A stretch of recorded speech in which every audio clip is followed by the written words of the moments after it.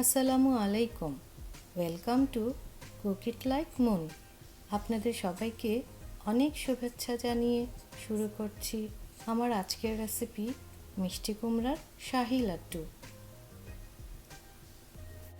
মিষ্টি কুমড়ার এই লাড্ডু আমার বাসায় অনেক জনপ্রিয় একটি ডেজার্ট। না বলে দিলে কেউ বুঝবেই না এটি মিষ্টি কুমড়া দিয়ে বানানো। তো চলুন দেখে নিই কী কী উপকরণ আমার লেগেছে আর কিভাবে আমি বানিয়েছি এই মিষ্টি কুমড়ার লাড্ডু। আমার লেগেছে 4 কাপ মিষ্টি কুমড়া এরকম ছোট ছোট টুকরো করে রাখা, 1.5 কাপ তরল দুধ,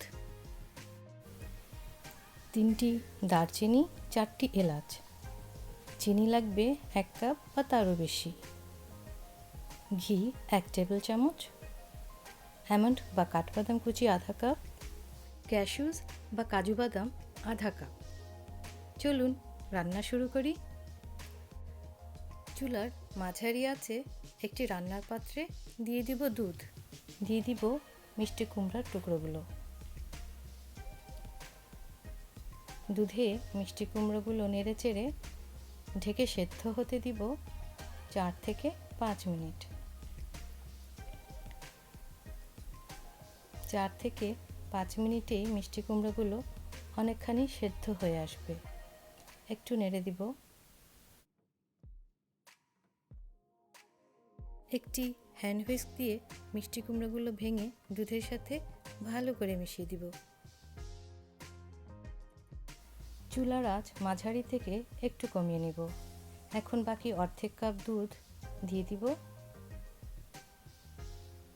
হ্যান্ড হুইস্ক দিয়ে আর একটু ভালো করে মিশিয়ে ঢেকে সিদ্ধ হতে দিব আরও কিছুক্ষণ। মাঝে মাঝে ডাল ঘুটনি বা হ্যান্ড হুইস্ক দিয়ে ঘুটে এরকম নরম একটি মিশ্রণে পরিণত করব। এখন একটু পানি আছে, আমি এটাকে চুলার আঁচ একটু বাড়িয়ে নেড়ে চেড়ে ঘুটে একদম একটা থকথকে মিশ্রণে পরিণত করব। এরকম থকথকে একটি মিশ্রণ হবে। এবার মিষ্টি কুমড়ার এই মিশ্রণটি আমি একটি বাটিতে ঢেলে নেব।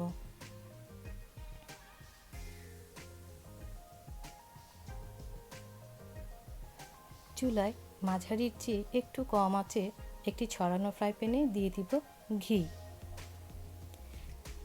ঘি গলে এলে দিয়ে দিব দারচিনি এবং এলাচ। 10 থেকে 15 সেকেন্ড নাড়লেই খুব সুন্দর একটি ঘ্রাণ বের হবে। তখন দিয়ে দিব মিষ্টি কুমড়োর এই মিশ্রণটি। পুরো ঘর ঘিয়ের ঘ্রাণে মৌ মৌ করছে। আপনাদের কাছে আমার অনুরোধ থাকবে আমার চ্যানেলে দেয়া ঘিয়ের রেসিপিটি ফলো করে ঘি বানিয়ে নেবেন। আমি ডেসক্রিপশন বক্সে লিংক দিয়ে দিব।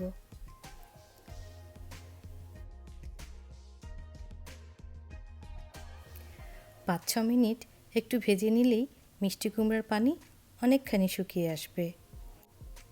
আর কিছুক্ষণ ভাজলে মিষ্টি কুমড়ার পানি একদমই টেনে আসবে। মিষ্টি কুমড়া পানি শুকিয়ে এমন অল্প পরিমাণে হয়ে আসলে দিয়ে দিব চিনি। চিনি ভালো করে মিশিয়ে একটু চেখে দেখব মিষ্টি ঠিক আছে কিনা। আমি মিষ্টি একটু বেশি খাই, আমার আর একটু চিনি লাগবে। অল্প একটু চিনি দিয়ে ভালো করে মিশিয়ে নিব।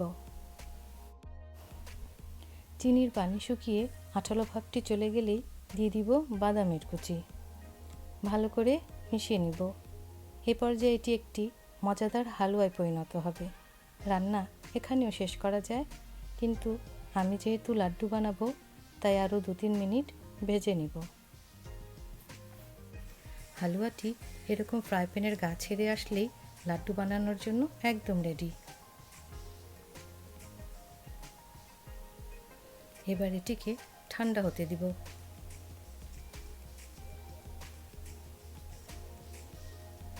তুলে নিব দারচিনি এবং এলাচগুলো।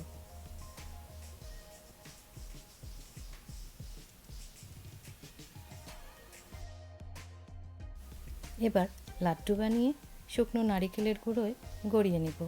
আপনি যে কোনো শেপ বানাতে পারেন, বরফি ডিজাইনও করতে পারেন।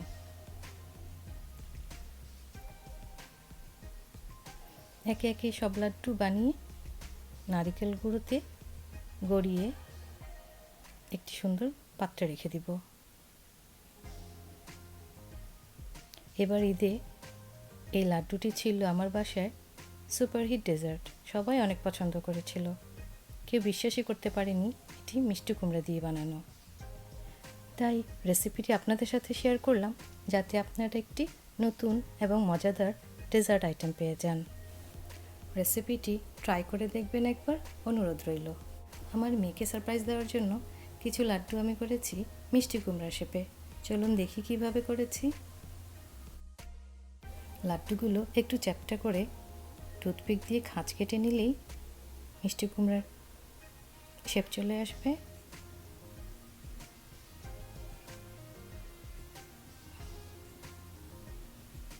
আর একটি লবঙ্গ বা ক্লোভ দিয়ে মিষ্টি কুমড়ার ডাঁটা তৈরি হয়ে গেল। কি ভীষণ সুন্দর আর কিউট দেখতে এই লাড্ডুগুলা, তাই না? আপনি চাইলে পেস্তা বাদামের গুঁড়ো দিয়েও লাড্ডুগুলোকে একটু গড়িয়ে নিতে পারেন। হয়ে গেল অসম্ভব মজার মিষ্টি কুমড়ার শাহী লাড্ডু।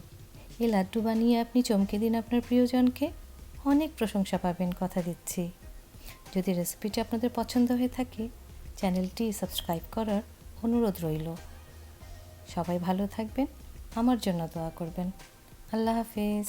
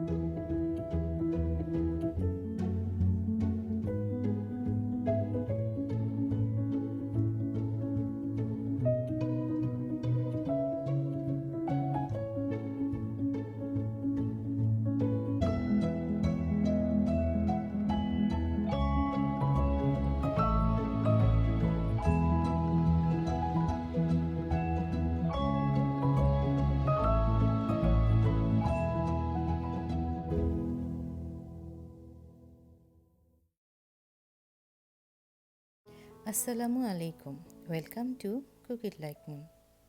আমার আজকের পরিবেশনা পাকা আমের দুটি মজাদার রেসিপি, টক দই আর পাকা আম দিয়ে ম্যাঙ্গো শ্রীখান্ড, আর ম্যাঙ্গো শ্রীখান্ড দিয়ে চকোবার আইসক্রিম। ম্যাঙ্গো শ্রীখান্ড ভারতে বেশ জনপ্রিয় একটি ডেজার্ট। এটি আমরাকান্ড নামেও বেশ পরিচিত। এটি বানানো একদমই সহজ আর খেতেও বেশ মজা, অনেকটা ম্যাঙ্গো আইসক্রিমের মতোই লাগে। ম্যাঙ্গো শ্রীখান্ড আমার বাসায় সবাই বেশ পছন্দ করে। চলুন এটার ইনগ্রেডিয়েন্টসগুলো আগে দেখে নিই। টক দই লাগবে 1 কেজি, পাকা আম লাগবে 2 কাপ,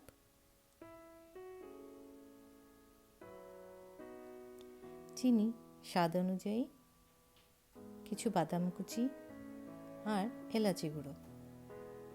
চলুন প্রস্তুত প্রণালীটি দেখে নিই। প্রথমেই টক দইয়ের পানি ঝরিয়ে নিতে হবে, তাই একটি গভীর পাত্রে ছাঁকুনি বসিয়ে তাতে সুতির একটি কাপড় বিছিয়ে নিয়েছি। এবারেতে টক দই ঢেলে ভালো মতো বেঁধে নিচ্ছি।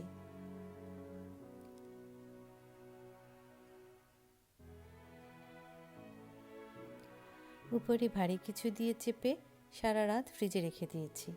আমি এখানে একটি 2 লিটারের জুসের বোতল ব্যবহার করেছি। এক্ষেত্রে ভারী শিলনোড়া বা ঢাকনাও ব্যবহার করা যাবে। পরের দিন কাপড়ের পুঁটলি খুলে টক দই বের করে নিয়েছি।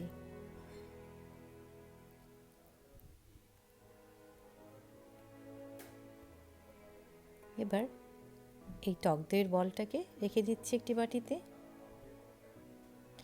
এখন আমের টুকরোগুলো একটি ব্লেন্ডারে ব্লেন্ড করে পাল্প বা পিউরি করে নিয়েছি। চুলার মাঝারি আঁচে একটি ফ্রাই প্যানে আমের পাল্পগুলো ঢেলে স্বাদমতো চিনি দিয়ে 3 থেকে 4 মিনিট জ্বালিয়ে ম্যাঙ্গো জ্যাম তৈরি করে নিচ্ছি। মূল রেসিপিতে অবশ্য ফ্রেশ ম্যাঙ্গো পাল্পের ব্যবহার আছে। আমি জ্যাম করে নিয়েছি যাতে আমি বেশ কিছুদিন রেখে খেতে পারি। আর এই ফাঁকে ম্যাঙ্গো জ্যামের রেসিপিটাও শেখা হয়ে গেল। ম্যাঙ্গো শ্রীখান্ডের সব উপকরণ রেডি করে নিয়েছি। পানি ছড়ানো টক দই, ম্যাঙ্গো জ্যাম যা আমি বাটিতে ঢেলে নিয়েছি, বাদাম কুচি করে নিয়েছি, এখানে পেস্তা বাদাম এবং কাজু বাদাম আছে, এলাচ গুঁড়ো করে নিয়েছি প্রায় 1 থেকে 1.5 চা চামচ পরিমাণে। এবার একটি কাঁটা চামচ দিয়ে টক দইয়ের এই বলগুলোকে ভালো করে স্ম্যাশ করে নিচ্ছি। এই কাজটি হ্যান্ড হুইস্ক দিয়েও করা যাবে, তবে ব্লেন্ডার বা বিটার ব্যবহার করা যাবে না। টক দইয়ে দিয়ে দিচ্ছি চিনি, ভালো করে মিশিয়ে নিচ্ছি। আমি চিনিটা 2 বার বা 3 বারে দিব। দিয়ে দিচ্ছি ম্যাঙ্গো জ্যাম। আমি এখানে আধা কাপ ম্যাঙ্গো জ্যাম দিয়েছি। দিয়ে দিচ্ছি বাদামের কুচি আর এলাচের গুঁড়ো। এখানে 1 চা চামচ পরিমাণে এলাচ গুঁড়ো আছে, আমি লাগলে পরে আরও দেব। এবার সব কিছু একসঙ্গে খুব ভালো মতো মিশিয়ে নিচ্ছি। দিয়ে দিচ্ছি আধা কাপের মতো হেভি হুইপিং ক্রিম। মূল রেসিপিতে ক্রিমের ব্যবহার নেই, কিন্তু স্বাদ বাড়ানোর জন্য আমি এখানে ক্রিম ব্যবহার করছি।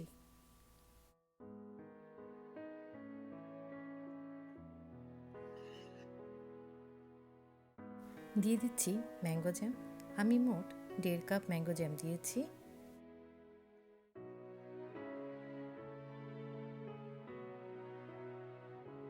ম্যাঙ্গো জ্যাম ভালো মতো মিশিয়ে দিয়ে দিচ্ছি হেভি হুইপিং ক্রিম।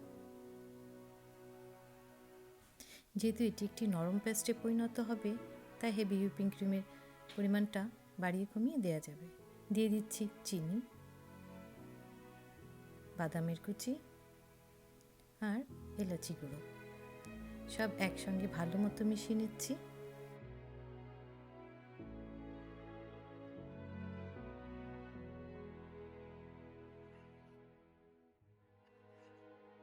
সব ভালো মতো মিশিয়ে একটি নরম মিশ্রণ তৈরি করতে হবে, অনেকটা এরকম।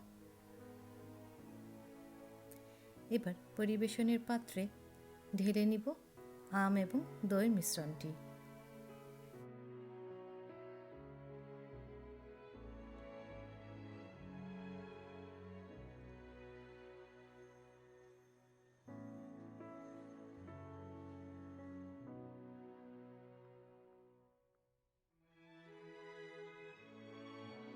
গার্নিশ করে নিচ্ছি মিক্সড বাদাম কুচি, ফ্রেশ আম আর পুদিনা পাতা দিয়ে।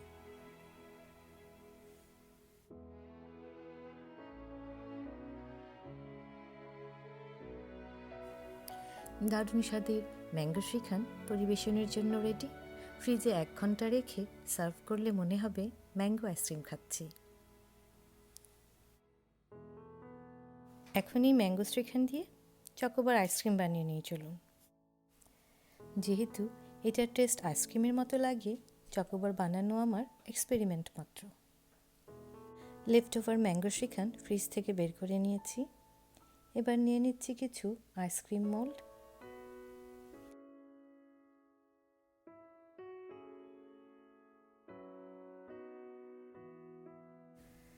এগুলোকে একে একে ম্যাঙ্গো শ্রীখান্ড দিয়ে ফিল আপ করে নেব।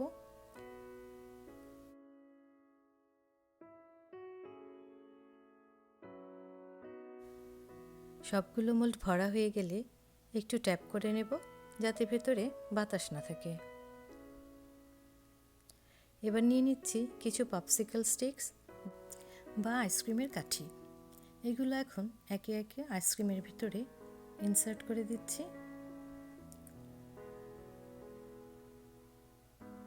হাতের কাছে আইসক্রিম মোল্ড না পেলে এরকম প্লাস্টিক কাপসও ইউজ করা যাবে।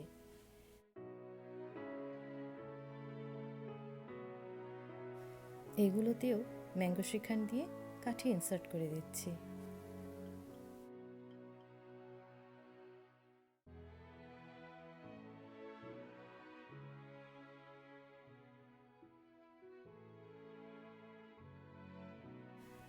এখন ফয়েল পেপার মাঝখান থেকে ছিদ্র করে আইসক্রিম মোল্ডগুলোকে ঢেকে দিচ্ছি যাতে বরফ বা আইস ক্রিস্টাল না জমে পড়ে। এগুলোকে ডিপ ফ্রিজে রেখে দিচ্ছি সারা রাতের জন্য। পরের দিন একটি রান্নার পাত্রে পানি গরম করে নিচ্ছি। একটি হিটপ্রুফ কাচের বাটি বসিয়ে নিচ্ছি এটার উপরে। 2 কাপ সাদা চকোলেট মেল্ট বা চকলেট চিপস ঢেলে নিচ্ছি পাত্রটিতে।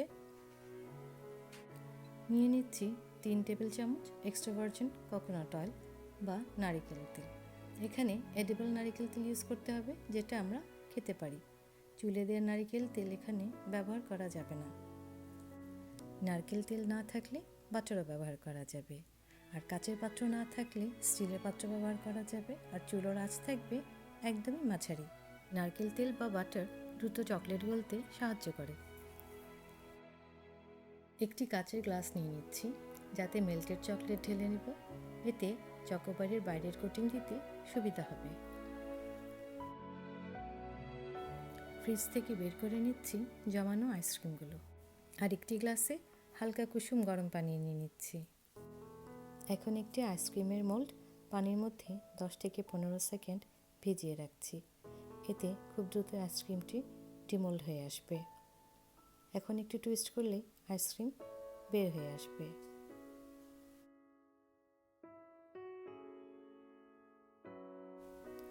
এবার আইসক্রিমটি মেল্টেড চকলেটে পুরোপুরি ডিপ করে নিতে হবে। খেয়াল রাখতে হবে মেল্টেড চকলেটটি যেন ঠান্ডা থাকে। গরম থাকলে আইসক্রিম গলে যাবে, তাহলে আর চকলেট কোটিংটা জমবে না। 5 থেকে 6 সেকেন্ড ধরে রাখলে এক্সট্রা চকলেট ঝরে পড়বে, আর আইসক্রিমের ঠান্ডায় চকলেট কোটিংটা 15 থেকে 20 সেকেন্ডের মধ্যেই জমে যাবে। একই পদ্ধতিতে বাকি চকোবারগুলোও তৈরি করে নিয়েছি। বানানো চকোবারগুলো একটু ট্রেতে পার্চমেন্ট পেপারের উপর রাখছি। ফ্রিজে ঠান্ডা আইসক্রিমে চকলেট কোটিং খুব দ্রুতই জমে যাচ্ছে, তাই পার্চমেন্ট পেপারে চকলেট লাগার ভয় নেই।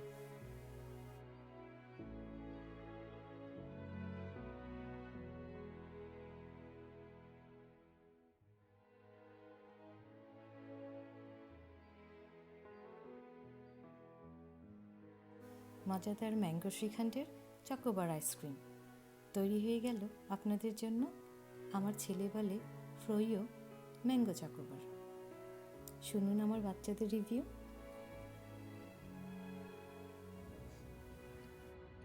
How is it Nazifa? Yummy. এরকম করে আমি বললে হবে? Very good.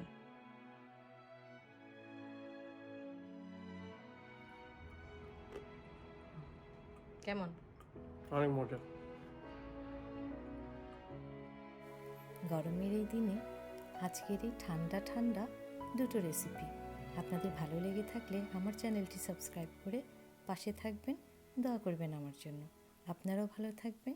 আল্লাহ হাফেজ।